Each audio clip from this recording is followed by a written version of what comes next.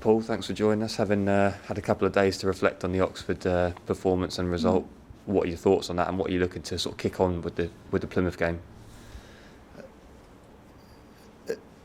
I thought it was really good in loads of aspects. As I said before, we're running empty with injuries. I mean, we counted 12 that were out, and you're talking first team guys. 12 is not like young kids. There you're talking first team players that are injured. So what's happened is the younger ones are getting a chance, which bodes well for the football club. And I'd love to know, and I've not even checked how many kids we've given a chance here since we've come down.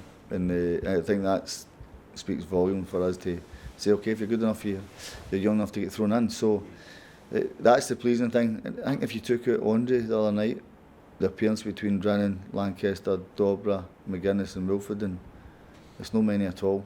And against a good experienced team. As Carl Robinson said after the game, he said the best time to play is right now because of the... Yeah. But the point, they'd probably expect it to be as with the team had it. But all credit to them. Big compliment on there.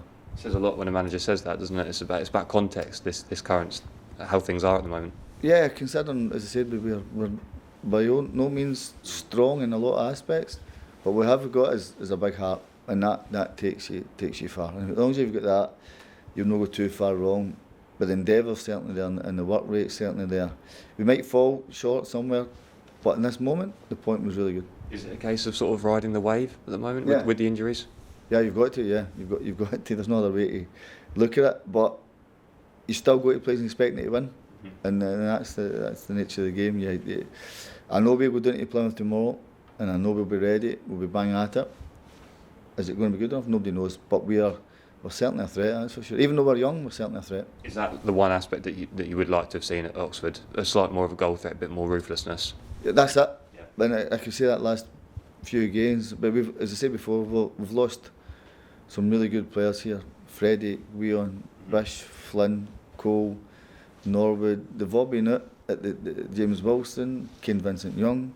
They've all been out for a hell of a long time. So when they all come back, then there'll be a different team. Supporters back in stadiums tomorrow, Paul, and they're not ours, but do you think they'll add to the game?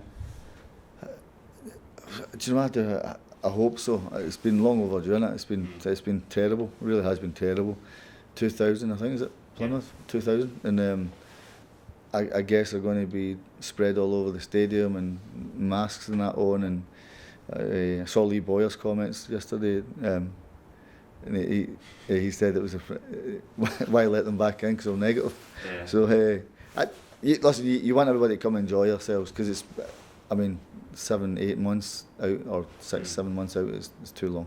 You've always said as well, you want people to come to Portman Road. We might not always get the result, but you want them to come and enjoy themselves, and hopefully next Saturday that'll be the case. Well, honestly, I wouldn't pay money to come and criticise people, and I wouldn't pay money to sit and slag people off, and then for 90 minutes, that would do myself in, let alone anything else. So just come, support the team.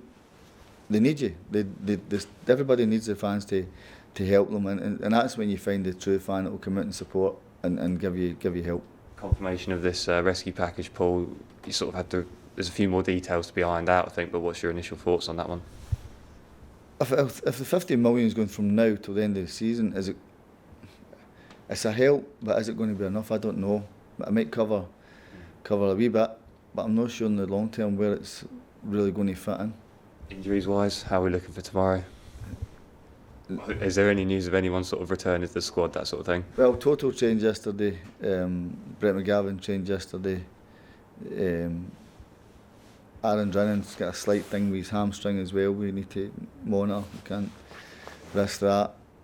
And he only felt that in the recovery session yesterday, so we have to look at that to see how he is.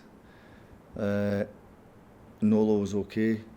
There's not too much coming back from the treatment room at the minute. That was going to be my next question, Nolo, because he sort of said that he felt the effects on Tuesday. Was the context the reason why he had to sort of be not thrown in, but he was involved? It wasn't ideal. Yeah.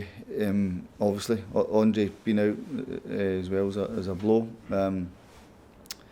Nolo coming back, would have thrown him in after 10 days without doing anything. If everybody was fit, no, I wouldn't have.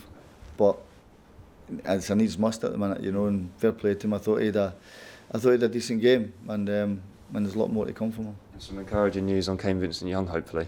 Hopefully he starts on Monday, because he's a big player, and we need him back. We need everybody back, Jacob. That's the thing. We need everybody back, because it's been gruelling, and hopefully he's going to come through everything on Monday.